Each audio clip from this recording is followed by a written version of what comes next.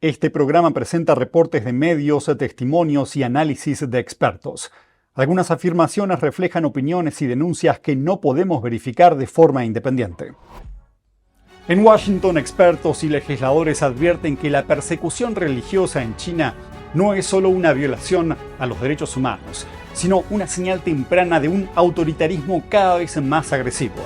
Testimonios revelan una guerra contra la fe, con vigilancia masiva, reeducación forzada y represión que ya trasciende las fronteras de China.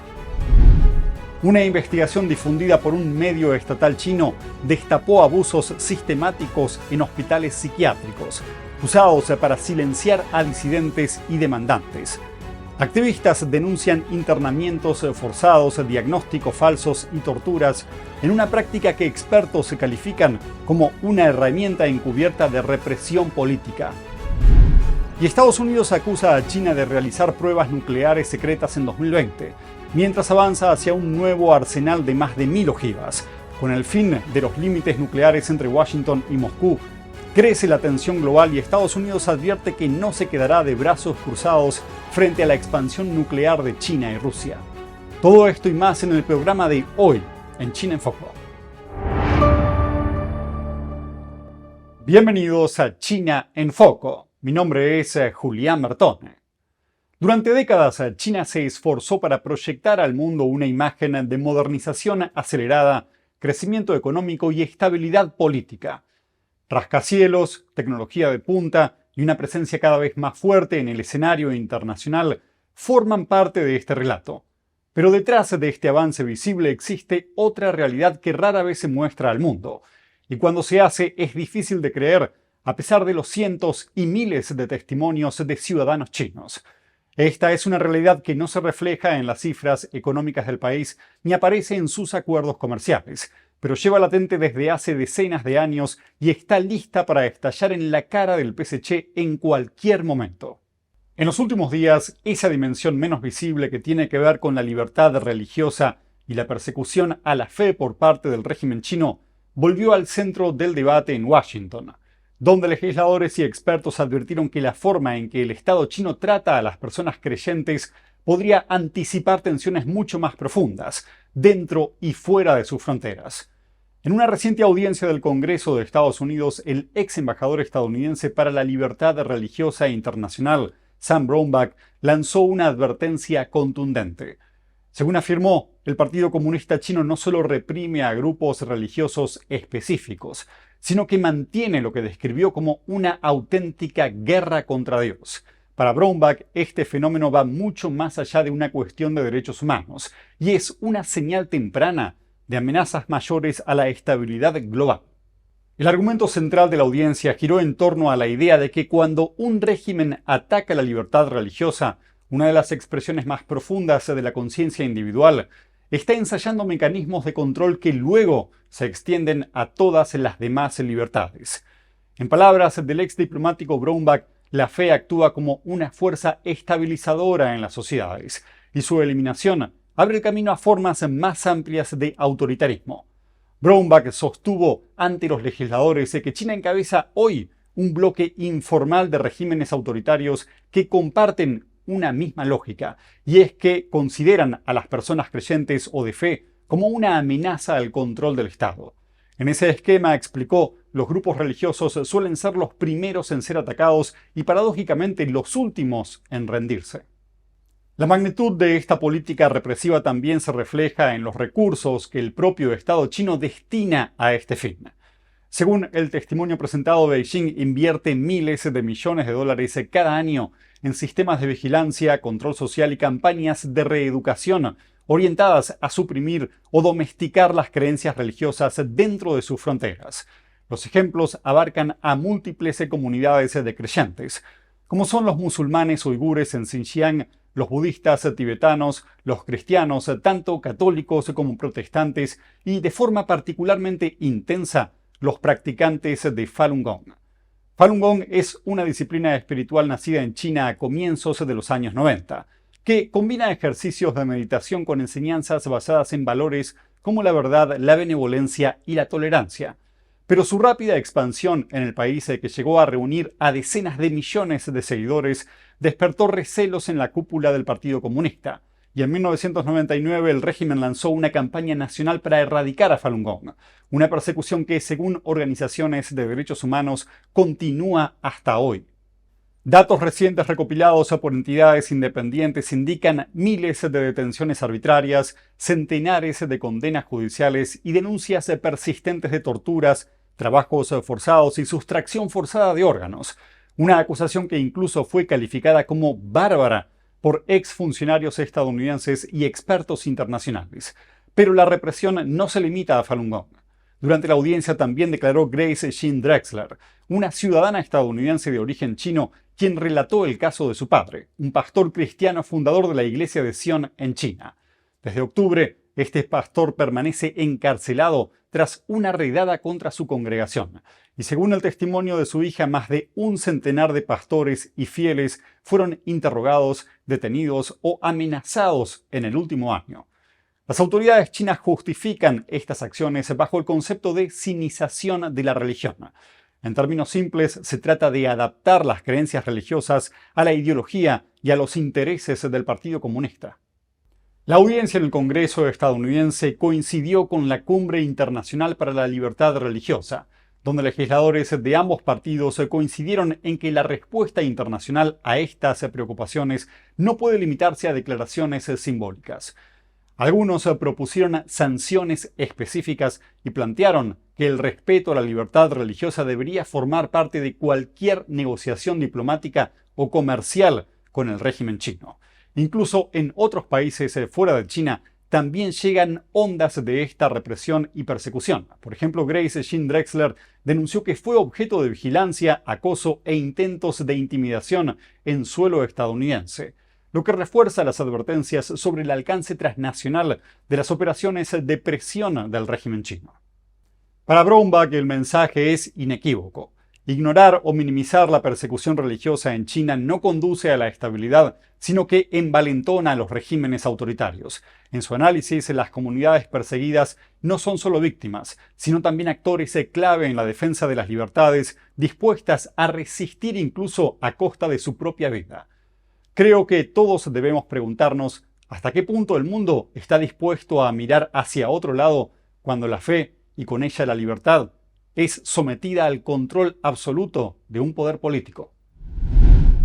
En los últimos días, un hecho poco habitual sacó un tema a la luz que muy pocos hubiesen imaginado que el propio Partido Comunista Chino, PSC, iba a dar a conocer. El 3 de febrero, el medio estatal chino de Beijing News publicó una investigación sobre abusos generalizados en hospitales psiquiátricos de la provincia china de Hubei. El informe reveló detenciones ilegales, diagnósticos falsificados, negativas arbitrarias a la alta médica y presuntas irregularidades en el uso de fondos del seguro público. Lo llamativo e incluso extraño es que un medio estatal reconociera estas prácticas, que son un tema tabú y la mayoría de las veces negadas o desmentidas por las autoridades del régimen chino. Sin embargo, para los demandantes y activistas de derechos humanos en China, estas revelaciones no fueron ninguna sorpresa. Varios entrevistados dijeron a The Epoch Times que estas instituciones psiquiátricas se utilizan desde hace años como un mecanismo conveniente para silenciar a las personas que presentan peticiones o quejas contra el gobierno. Los entrevistados hablaron con el periódico bajo condición de anonimato o pidieron que solo se publicaran sus apellidos, por temor a represalias. Uno de ellos es Li, un residente de Wuhan, quien relató que fue internado en varias ocasiones tras protestar por la demolición de su vivienda. Según su testimonio, cada intento de llevar su caso a Beijing terminó de la misma manera, siendo él interceptado por las autoridades y enviado a un hospital psiquiátrico sin una evaluación médica real ni proceso judicial. Y una vez dentro, dijo, fue atado, medicado a la fuerza y privado de toda posibilidad de defensa. Pero estos casos no solo ocurren en la provincia de Hubei, como afirma el periódico chino, sino también en otras partes de China. Un activista de derechos humanos de la provincia de Liaoning relató a The Epoch Times uno de los casos más destacados, el de Chu Guiqin, una mujer que lleva más de 20 años buscando una reparación legal y que fue internada nuevamente en 2024. Desde entonces, su paradero es desconocido. Sus familiares denunciaron golpes, inmovilización prolongada y medicación forzada. Expertos legales señalan que estas prácticas violan la propia ley de salud mental de China, que exige evaluaciones médicas, supervisión judicial y consentimiento familiar. Sin embargo, a nivel local, estas garantías suelen ignorarse. Para los funcionarios, el internamiento psiquiátrico ofrece ventajas clave para silenciar a una persona. No hay juicios públicos, no hay sentencias y casi no queda rastro de responsabilidad. La organización de derechos humanos Safeguard Defenders, con sede en Madrid, tiene documentados al menos 144 casos en los que 99 disidentes fueron sometidos a internamiento psiquiátrico involuntario en China entre 2015 y 2021.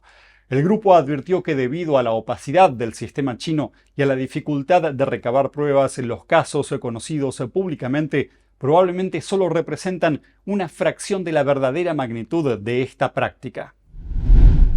Las amenazas del poder nuclear que enfrenta a Estados Unidos vuelven a tomar protagonismo. Estados Unidos afirma que China realizó una prueba nuclear secreta en 2020. Ocurre mientras Washington pide un nuevo tratado de control de armas nucleares que involucre tanto a China como a Rusia, luego de que expirara el anterior. Escuchemos a Thomas DiNanno, subsecretario de Estado estadounidense para el control de armas, hablando en Ginebra el viernes pasado. Esto fue lo que dijo. Puedo revelar que el gobierno de Estados Unidos es consciente de que China realizó pruebas explosivas nucleares, incluyendo la preparación de pruebas con rendimientos designados de cientos de toneladas.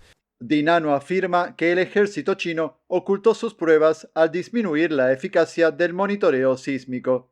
El tratado de Estados Unidos con Rusia para limitar las armas nucleares expiró el jueves. Por primera vez desde los años 70, no existe un límite en la cantidad de armas nucleares que Estados Unidos y Rusia pueden desplegar.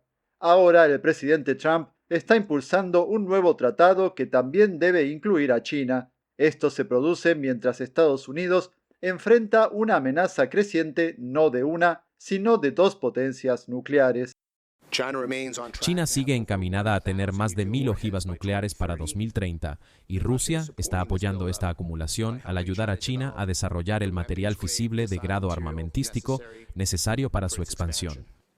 El embajador de China para el desarme afirma que su país no participará en nuevas negociaciones en esta etapa con Estados Unidos y Rusia. Por su parte, el ministro de Relaciones Exteriores de Rusia dijo que el país prefiere el diálogo con Estados Unidos, pero que también está preparado para cualquier escenario. El secretario de Estado estadounidense Marco Rubio publicó el viernes que Rusia y China no deberían esperar que Estados Unidos se quede de brazos cruzados mientras expanden sus fuerzas nucleares, y agregó que Estados Unidos mantendría una disuasión nuclear modernizada.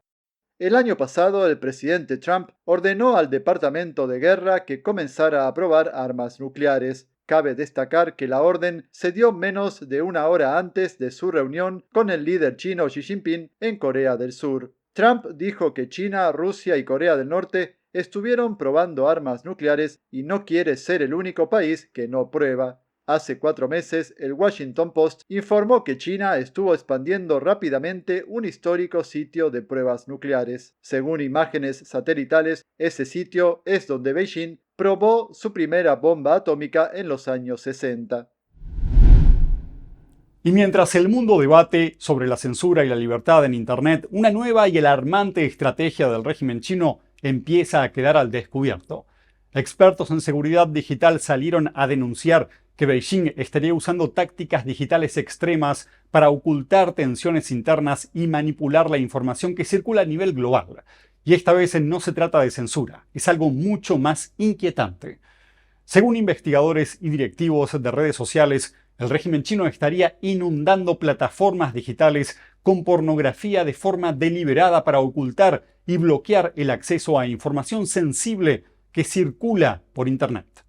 Miren, acá arriba o abajo en la descripción del video les comparto un artículo que analiza por qué esta táctica marca un nuevo nivel de autoritarismo digital, qué relación tiene con las purgas que están ocurriendo dentro del ejército chino y por qué comentaristas advierten que este modelo podría exportarse al resto del mundo.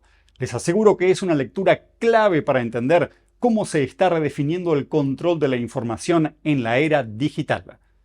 Y eso es todo por hoy en China en Foco. Muchas gracias por acompañarnos y nos vemos mañana. Cada día trabajamos para traerles noticias reales sobre China y su impacto en el mundo. Historias que muchos prefieren no contar. Si valoran este contenido, ahora pueden apoyarlo a través de Patreon. Hagan clic en Súmate, inicien sesión con Google, Apple, Facebook o su cuenta de Patreon y con una contribución de $10 mensuales recibirán acceso anticipado a nuestros videos y notificaciones personalizadas directamente de nosotros. Gracias por estar ahí. Su apoyo fortalece este esfuerzo por informar con libertad.